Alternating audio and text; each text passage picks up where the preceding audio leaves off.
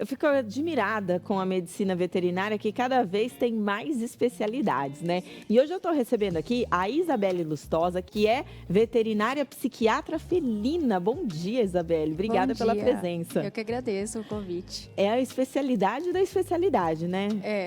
Eu me especializei primeiro em felinos para depois vir a psiquiatria. Então, é uma área dentro dos felinos ainda. Que bacana, muito legal. E eu não sabia que os felinos, no caso os nossos gatinhos, eles também têm problemas psiquiátricos.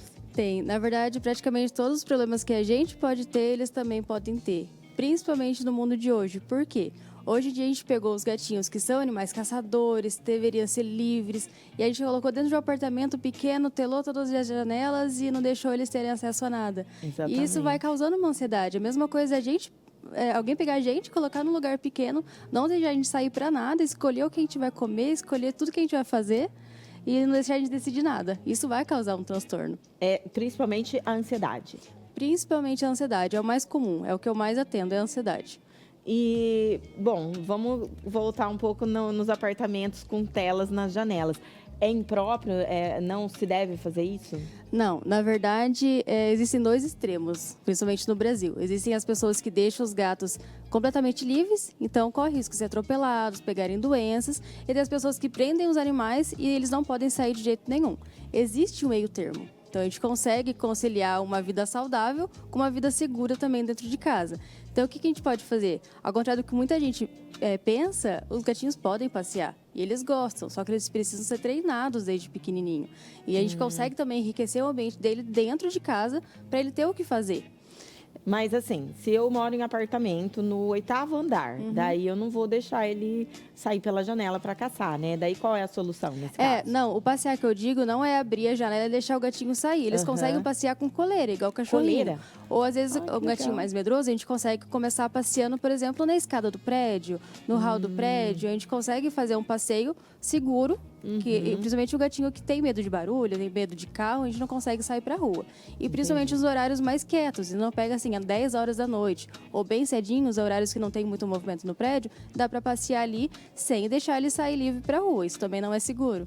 Mesmo, né, pra quem tem gato em casa mesmo, aí tem que ter essas mesmas recomendações. Mesmo em casa, o seguro é deixar o gatinho dentro de casa, mas também sair pra passear. Hoje existem muitos gatinhos passadores.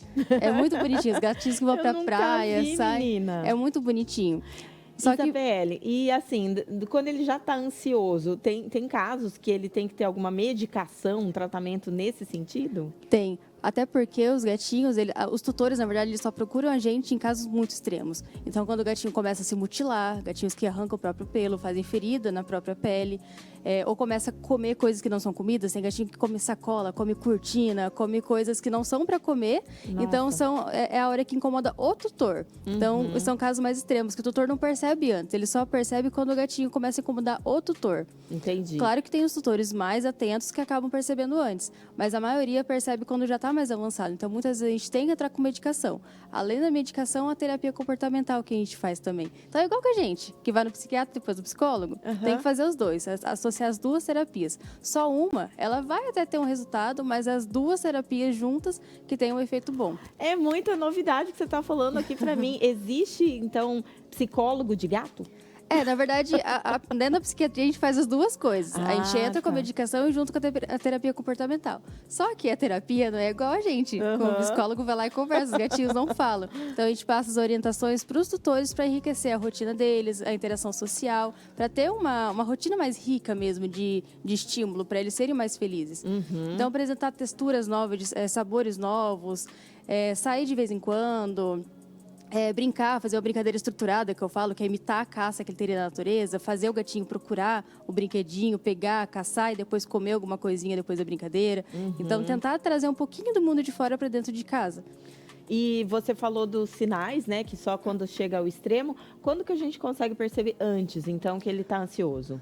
Um gatinho que fica muito agitado, anda, mia sem motivo, ou o contrário, que dorme muito, que não faz nada o dia todo. Tem gente que fala, nossa, meu gatinho é muito preguiçoso. Deve ser porque tá gordo. Pelo contrário, ele tá gordo e preguiçoso porque ele tá ou no quadro já depressivo ou ansioso. Ele tá muito quietinho. Gato pode ter depressão também? Pode também. Tô chocada, gente. Pode. Ela já falou aqui que gato pode passear de coleira. Já falou que pode fazer terapia igual o psicólogo. E agora pode ter depressão. Eu tô brincando, mas é sério, eu sei. Mas é que ninguém, assim, muita gente não imagina isso, né? O cérebro deles é muito parecido com o nosso. Então, eles têm os mesmos estímulos e, às vezes, as respostas aos estímulos. Então, a gente consegue comparar muito com a medicina humana também. E quando ele fica muito quietinho, assim, já no quadro depressivo, né, pode levar o gatinho a óbito esse tipo de comportamento? Pode. Eu tenho uma paciente, inclusive, que ela parou de comer por estresse. Ela morava em outro país, esse país não podia ter lá as janelas, então ela ficava com a porta sempre fechada. Então era uma prisão para ela. Ela não podia ver lá fora, ela não podia sentir um arzinho fresco. Ela parou de comer por estresse. E aí esse parar de comer traz mais problemas, que é uma doença que chama lipidose hepática. Então é uma doença que causa muita morte. E hoje ela está se recuperando, ela está bem melhor, mas ela parou por estresse. A tutora foi muito rápida, assim, de procurar atendimento para já conseguir o tratamento antes. Hoje ela já voltou para o Brasil, então ela está melhor também. Mas ela teve essa sensibilidade de perceber que a gatinha não estava bem e procurar atendimento antes de piorar a situação. Esses casos todos que você está relatando são mais comuns do que a gente pensa? Seu consultório, por exemplo, vive lotado com esse tipo de probleminha? São bem mais comuns do que a gente pensa. Até o que eu pensava antes, bem mais comuns. Principalmente, às vezes, eu posto alguma coisa em rede social. Olha, atendi um paciente que tinha essa queixa. Daí vem alguém, nossa, meu gato faz isso também. Nossa, meu gato, eu não tinha percebido que isso era ruim. E aí procura atendimento também. Então, acontece bastante. E o principal é o tutor estar muito atento com o seu gatinho em casa, né? Com certeza. Tem que estar atento a qualquer sinal. O gatinho, eles são muito de rotina. Por mais que a gente possa mudar algumas coisinhas da rotina, eles gostam muito de seguir uma rotina. Então, se o gatinho mudou completamente a rotina, tá muito quieto, tá muito agitado, tá miando demais, a gente tem que ver o que tá acontecendo. Isabelle Lustosa, amei a sua entrevista, muito obrigada, parabéns, né, pela sua especialidade aí, que eu acho que vai ajudar muitos gateiros e gateiras. Eu que agradeço. Obrigada.